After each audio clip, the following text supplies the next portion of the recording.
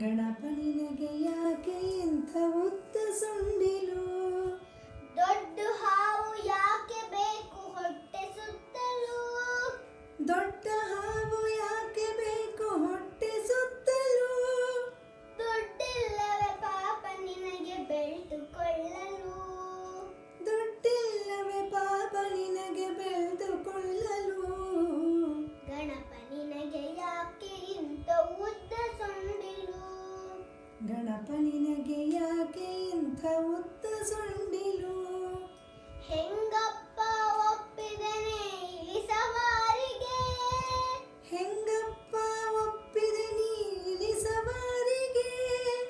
ಇಲ್ಲವೇ ಕೈಲಾಸದಲ್ಲಿ ಬೇರೆ ಸಾರಿಗೆ? ಇಲ್ಲವೇ ಕೈಲಾಸದಲ್ಲಿ ಬೇರೆ ಸಾರಿಗೆ? ಗಣಪ ನಿನಗೆ ಯಾಕೆ ಇಂಥ ಉದ್ದ ಸೊಂಡಿಲು? ಗಣಪ ನಿನಗೆ ಯಾಕೆ ಇಂಥ ಉದ್ದ ಸೊಂಡಿಲು?